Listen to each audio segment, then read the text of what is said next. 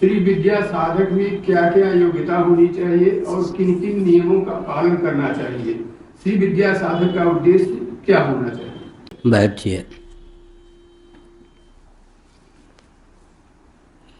पराचिति का नाम है श्री। उसको प्राप्त कराने वाली, अभिव्यक्त करने वाली विद्या का नाम है श्री विद्या। श्री का अर्थ है पराचिति, जिसको हम सच्चिदानंद स्वरूप ब्रह्म कहते हैं, उसी को शाक्तक प्रस्थान में पराचिति कहते हैं। श्री विद्या, श्री का अर्थ है पराचिति, उसको प्राप्त कराने वाली जो विद्या है उसका नाम है श्री विद्या। जो मातृशक्ति है, माताएं हैं, उनके रूप में साक्षात श्री देवी भगवती ही अभिव्यक्त हैं। किसी मातृशक्ति का अपमान न हो, यह ध्यान रखना चाहिए। श्री विद्या के उपासकों को किसी का अपमान न हो, लेकिन विशेषकर मातृशक्ति के प्रति पूर्ण सम्मान हो, अपनत्व हो, मर्यादा की रक्षा की सीमा में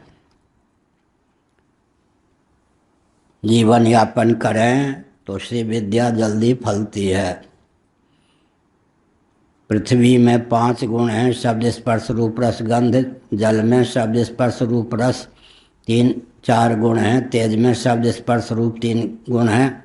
वायु में शब्द स्पर्श 2 गुण हैं। आकाश में 1 गुण है। शब्द कारण का गुण कार्य में अनुगत होता है। नीचे से विचार करें 5 4 3 2 1 15।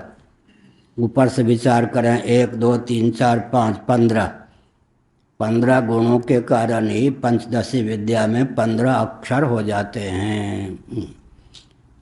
इन सब की अभिव्यक्ति ओम एकाक्षर ब्रह्म से हुई है। आकाश की अभिव्यक्ति कहाँ से बोल रहा हूँ? गोपाल उत्तर तापनी उपनिषद से बोल रहा हूँ। इसीलिए ओम को मिला दें तो षोडशी विद्या की सिद्धि भी हो जाती है। तो पंचदशी षोडशी विद्या ये तत्व के द्योतक होते हैं।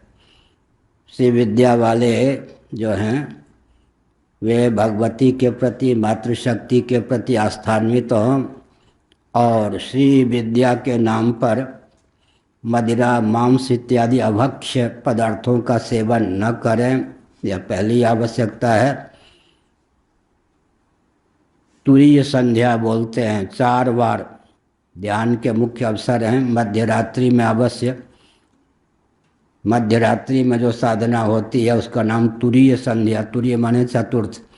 कम से कम 4 बार उनको आसन पे बैठकर देवी की आराधना करनी चाहिए। लेकिन देवी के सौंदर्य माधुर्य के प्रति या अन्य जो स्त्रियां हैं उनके सौंदर्य माधुर्य के प्रति गलत आकर्षण न हो, मातृबुद्धि बनी रहे, यह श्री विद्या के उपासकों के लिए मुख्य चीज़ है। और जहाँ कहीं इस विद्या का प्रसार न करें, यह ब्रह्म विद्या है। पूज्य गुरुदेव धर्म सम्राट स्वामी करपात्री जी महाराज श्री विद्या के महान दिग्गज आचार्य मनीषी थे। उनके जीवन में श्री विद्या अवतीर्ण थी और दक्षिण भारत के भी व्यक्ति आकर उनसे दीक्षा लेते थे। हमने कभी दीक्षा की भावना नहीं व्यक्त की तो एक दिन एकांत में कहा, क्यों हो तुम शाक्त कुल में उत्पन्न हो, फिर भी श्री विद्या के बारे में कुछ पूछते नहीं?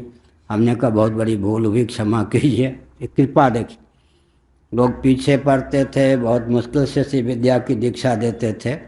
हमको उन्होंने कहा, क्यों हो तुम शाक्त कुल में उत्पन्न हो, कभी तुमने श्री विद्या के बारे में कुछ पूछा ही नहीं, ब्रह्म विद्या के बारे में। तो फिर हमने कहा बहुत बड़ी भूल हुई, हमको दीक्षा चाहिए।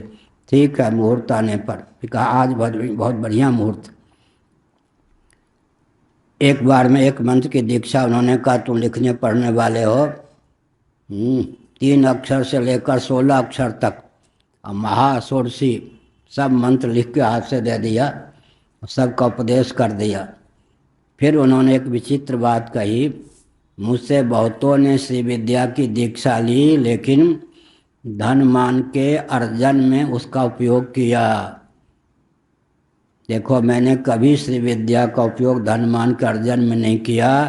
ये धन मान कि अर्जन की विद्या है ऐसा मत समझना, ब्रह्म विद्या है।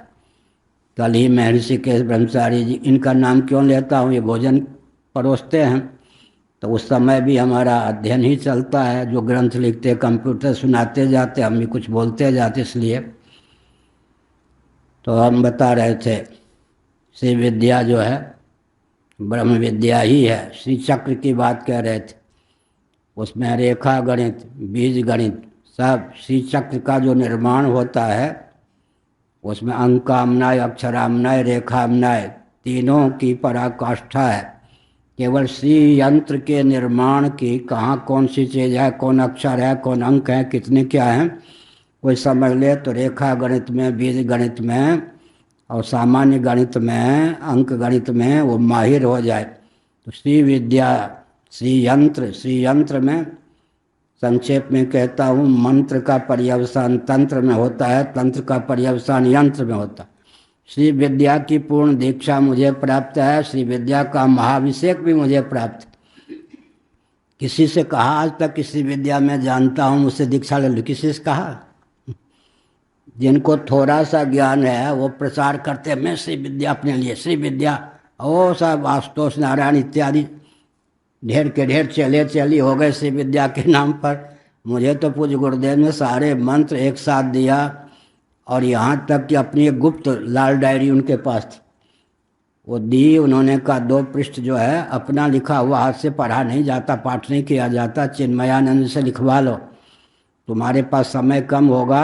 एक गुप्त डायरी है, श्री विद्या रत्नाकर आदि में भी ये सामग्री नहीं है, इसको मैंने अपने लिए रखा है। 2 पृष्ठ का पाठ कर लेना, इसी से सब कुछ मिल जाएगा।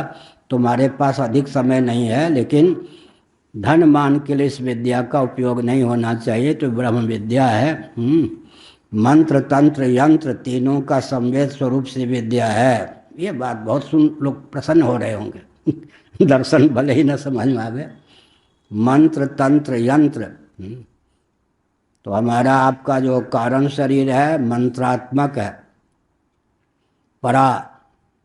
पराशक्ति कौन, परावाक उसी में स्थित है। सूक्ष्म शरीर जो है तंत्रात्मक है, स्थूल शरीर यंत्रात्मक है। यह हमारा तीनों शरीर श्री कौन है, श्री यंत्र है। हाँ, श्री कौन है, भगवत तत्व, आत्म तत्व, पराचिति स्वरूप आत्म तत्व श्री है। और मंत्रात्मक कारण शरीर है, तंत्रात्मक सूक्ष्म शरीर है, यंत्रात्मक स्थूल शरीर है। पूज्य गुरुदेव ने हमसे कहा था भावनोपनिषद का अध्ययन करना, संयोग सदा तो उस पर मैं, अच्छा भगवान शंकराचार्य का भाष्य भी उस पर है। संयोग सदा तो भावनोपनिषद केवल 1 पृष्ठ का ही उपनिषद है। वो तत्व जितना ब्रह्म विद्या में प्रयुक्त और विनियुक्त तत्व हैं उन्हीं को मंत्र तंत्र यंत्र का रूप देकर श्री विद्या का रूप दिया गया। मैंने विस्तार पूर्वक कुछ संकेत में उत्तर दिया। नारायण। विचार तो है भगवान स्वास्थ्य और समय देंगे ही, लगभग 1200 पृष्ठों में, हो सकता है 1500 पृष्ठ भी लग जाए। मंत्र तंत्र यंत्रादि परिशीलन नामक ग्रंथ लिखने का विचार है। संभवतः कुछ पृष्ठ लिखे भी जा चुके हैं, 400 या कितने, 450 पृष्ठ कंप्यूटर में बंद होंगे।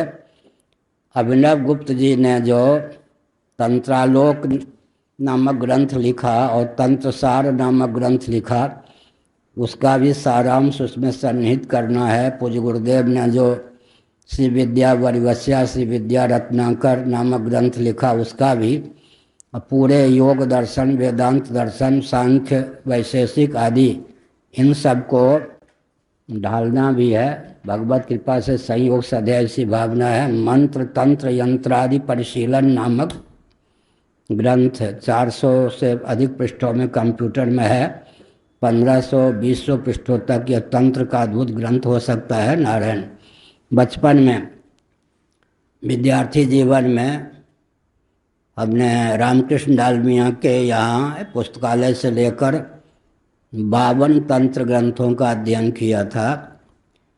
किस ग्रंथ का क्या नाम है इधर हमने ध्यान नहीं दिया, लेकिन 52 तंत्र ग्रंथों का हमसे हमारे जो अग्रज महोदय थे श्री देव झा, पंडित प्रवर श्री देव झा, उनके मार्गदर्शन में 52 तंत्र ग्रंथों का हमने छोटी आयु में अध्ययन किया था। नारायण।